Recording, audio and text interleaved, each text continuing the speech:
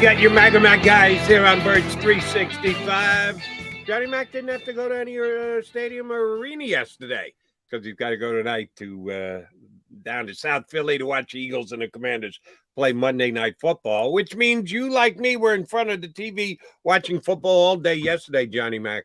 And, yeah, the Buffalo Viking game was just phenomenal. Yeah, some slopless, some bad play, some individual mistakes made by players, but the fact that it played out the way that it did and hung in the balance, and there were some spectacular plays made, too. Some bad plays, but some spectacular That's the plays. secret of the NFL, the excitement. That is the secret sauce to it all, Jody. Right, and there were some exciting games on both in the early window and the late window. Even the Sunday nighter, your 49ers came back and won after struggling a little bit defensively in the first half. The Chargers are down their top two wide receivers, but were moving the ball through the air. But they did get the job done, and they wanted to keep themselves viable in the NFC. But that late afternoon window, before the season started, if there was a game you're going to circle, it would have been the Cowboys and the Packers, because you're talking about two divisional winners from last year. Granted, both lost in the first round of the playoffs, or their first round of the playoffs. Packers actually got to wait a week because they had the best record in the NFC last year. The Packers come in struggling. The Cowboys looking up in the standings at the Eagles.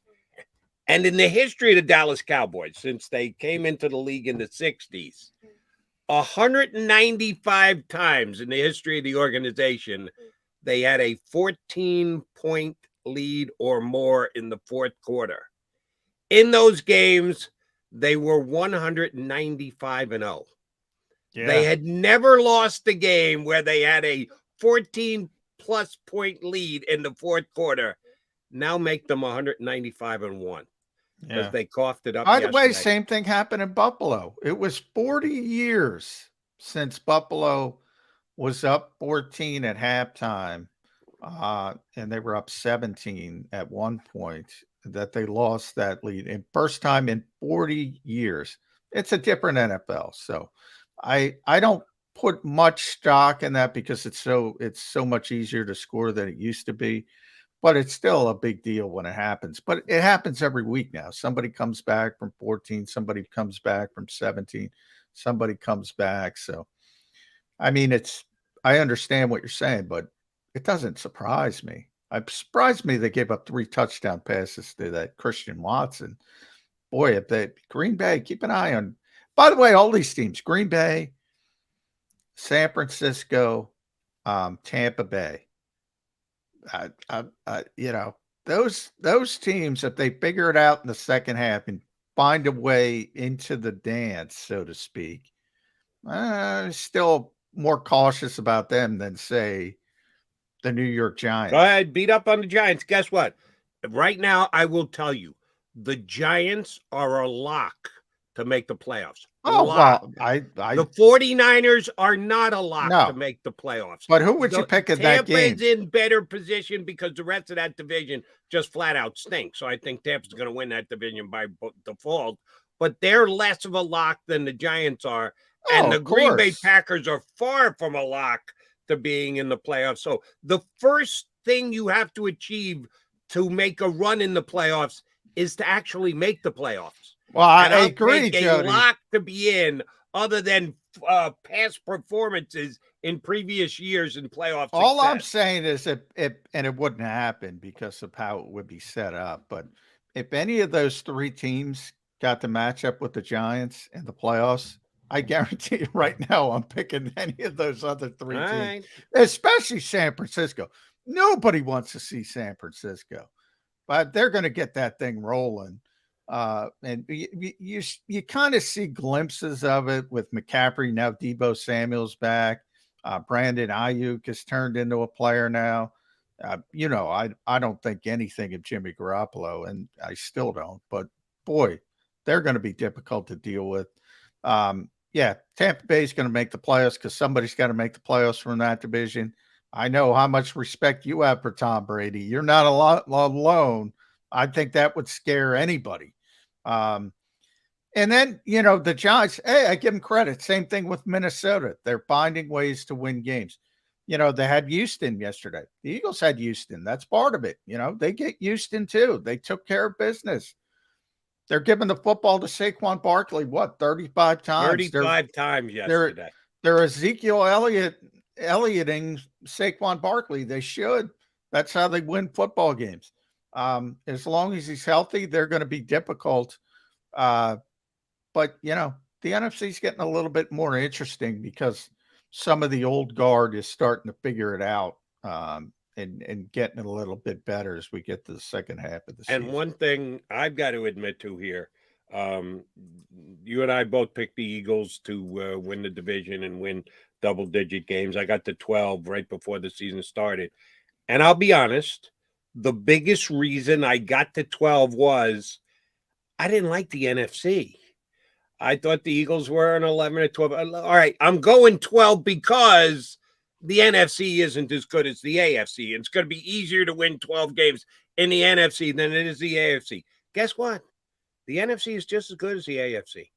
The balance of power that I had thought swung pretty heavily during the offseason didn't swing near as much as I thought it did. And a big reason for that is A.J. Brown going from the AFC to the NFC here in Philadelphia. Yeah, I thought that the NFC was going to be the softer of the two conferences. Johnny Mac, that's just not the case. No, it hasn't been the case. I mean, I think we all thought the AFC West was going to be the best division of football. Hasn't turned out that way. Not even close. No. Chiefs are going to run away and hide. Yeah. The AFC East has been like the NFC East. That's been the best division, surprising a lot of people. But I'm with you. I mean, the NFC is every bit as good as the AFC. At this point, you could argue maybe better. Maybe better. Because, like I said, the Eagles are at the top, and I think they're the most well-rounded team. But, Minnesota just beat Buffalo. All right.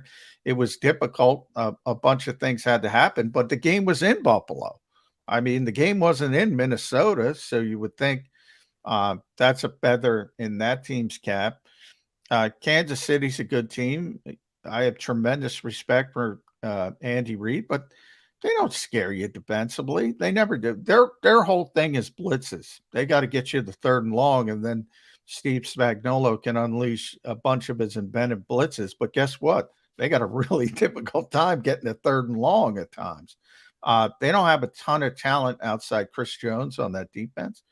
I think the NFC can argue that they're better than the AFC right now, which shocks me, by the way. Shocks me. Both of us thought the AFC was going to be better than the NFC. Hey, real quick, because I meant to correct this with Chris. The NFL shuts down the transaction wire on Sunday, so if you play Monday, you have this dispensation. I went through that earlier this year. I thought, the Eagles aren't elevating anyone, but you get the extra day.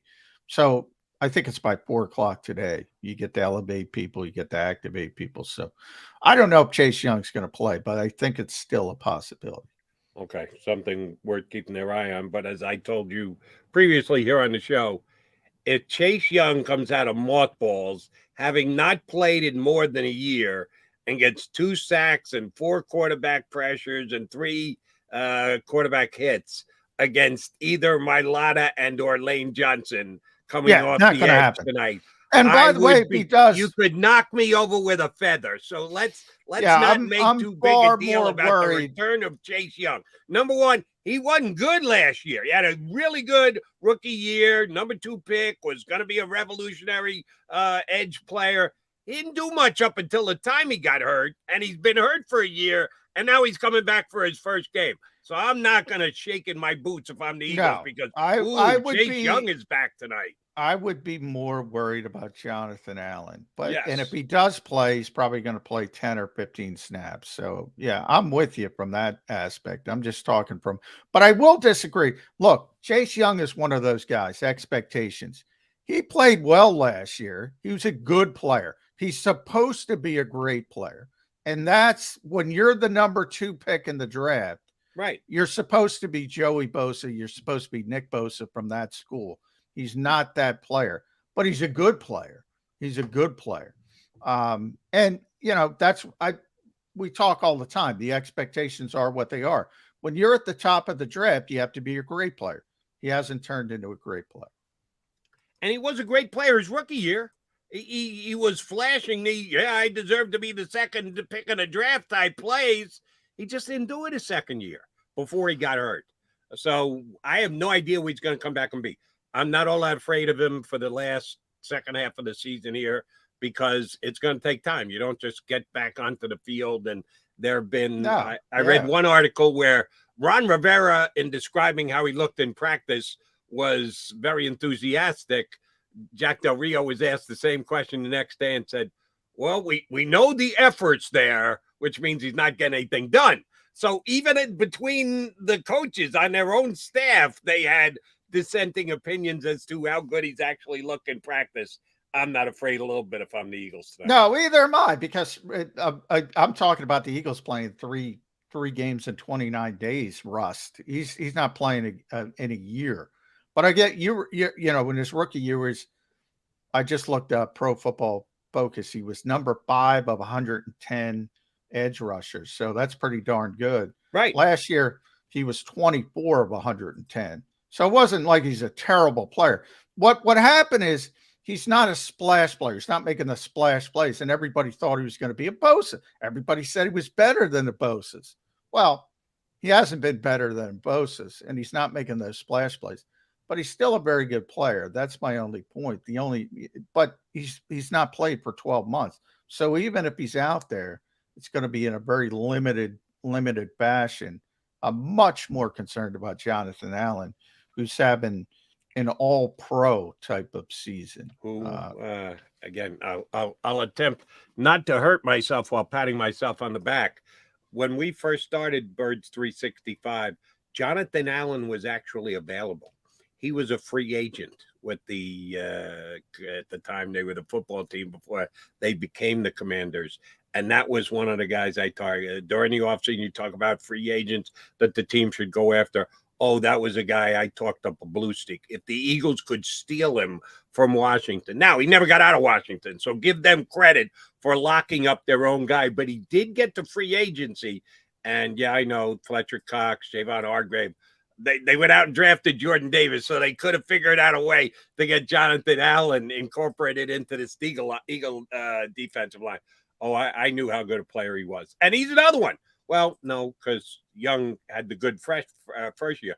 Jonathan Allen had not played to his level of capabilities for his first couple of years in the NFL. Good, as Johnny Mack likes to point out, just because they're not great, don't give him credit for being good. Oh, yeah, he was good for Washington. He's now taken his game to another level this year.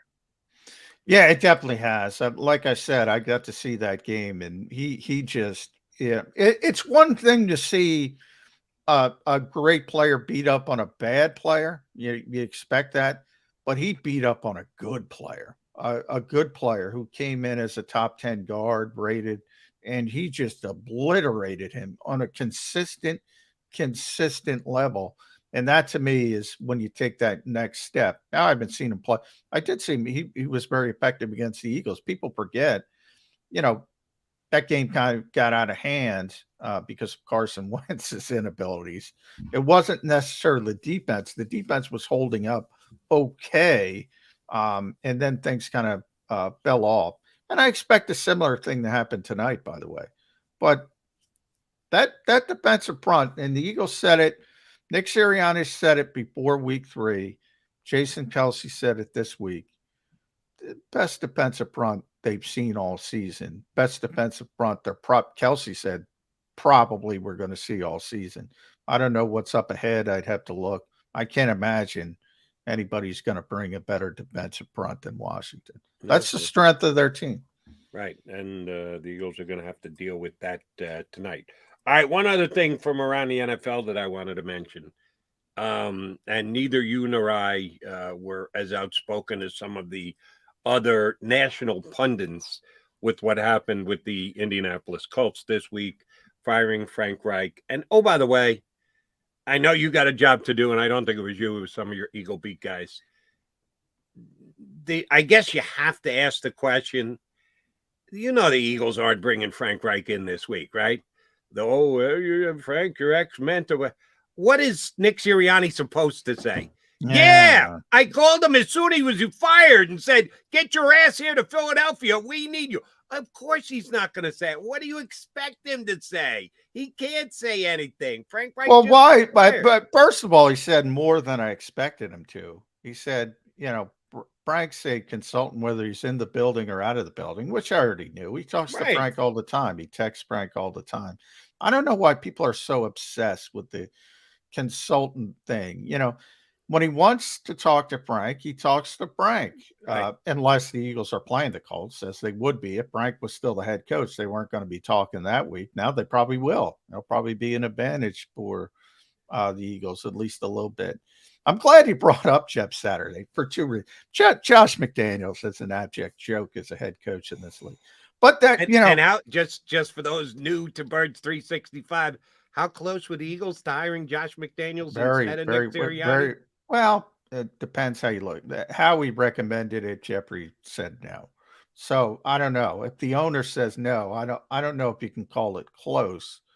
If But the yeah, general manager suggests you should hire a guy as a head coach, yeah. But if the owner I says think that no, qualifies for close by itself. yeah. Well, I agree.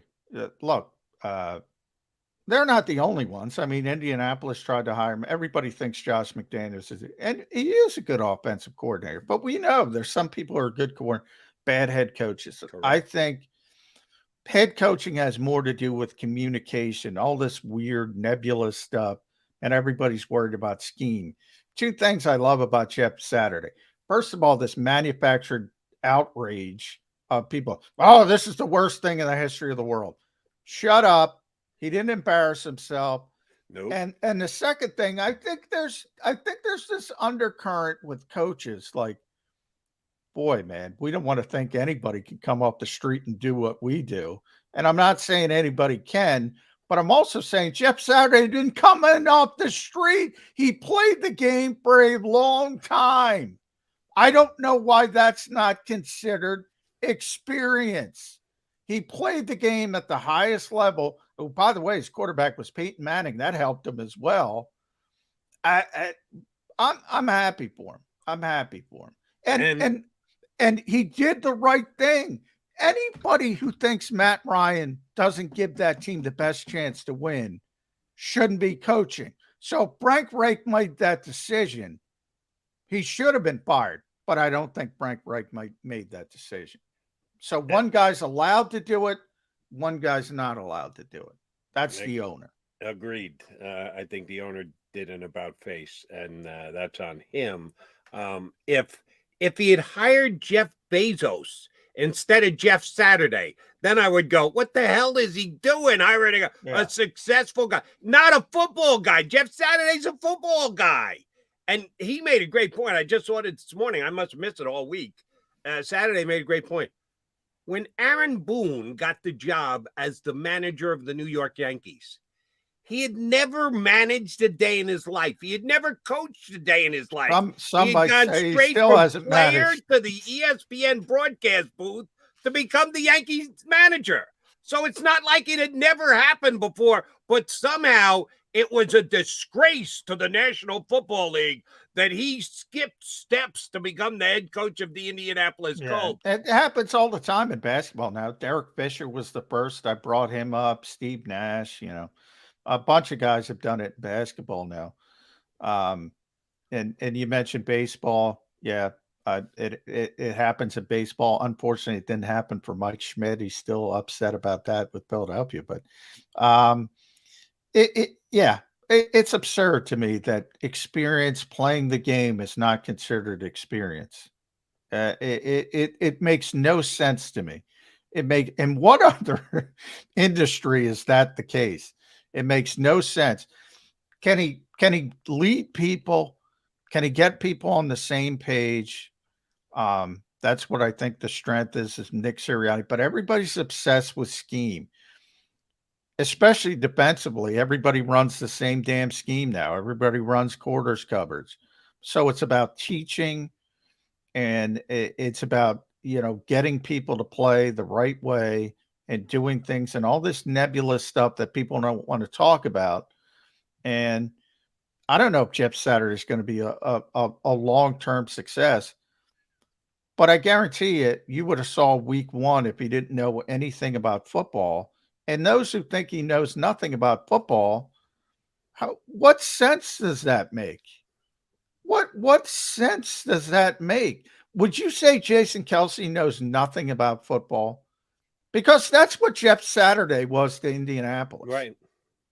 I mean, it makes no sense to me, Jody.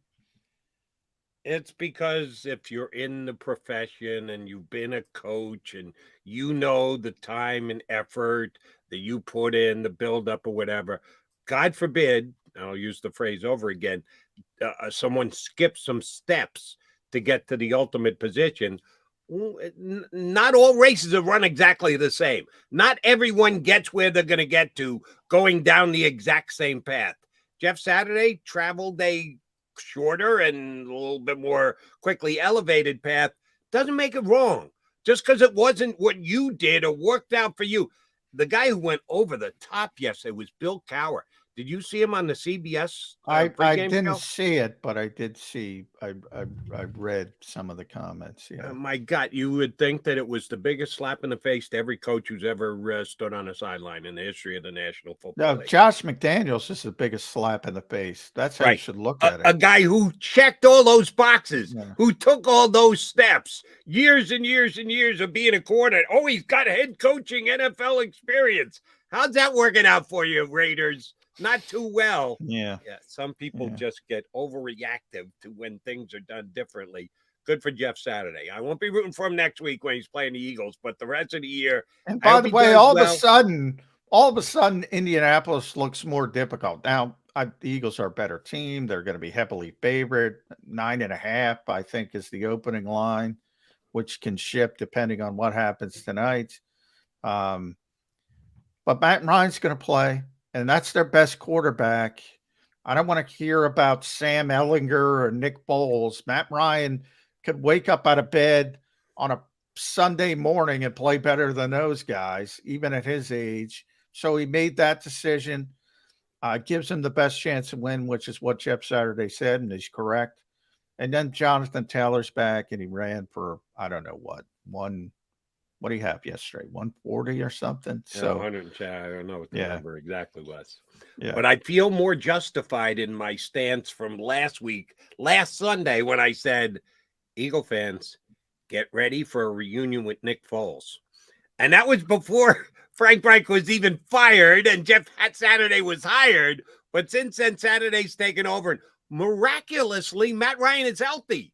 Supposedly, he was injured these last 2 weeks when Sam Ellinger was started. Man, did he get healthy fast. Oh, Saturday will do the same thing. If Ryan gets hurt in game next week, the guy coming off the bench is going to be Nicky Six, not Sam Ellinger. Oh, yeah. I agree with that. They will put Foles into the game if Ryan should get hurt. And, oh, by the way, Ryan ran it twice. Once he galloped off for about 35 yards. I don't think Matt Ryan has run 39. Yeah, I'm just looking at it. A 39-yard rush. Taylor had one. I was watching the game at the time that he pulled it down and took off. He made a pump fake. He went like he was going to go for the sidelines and then turned it back upfield. And the tackler completely whiffed on him.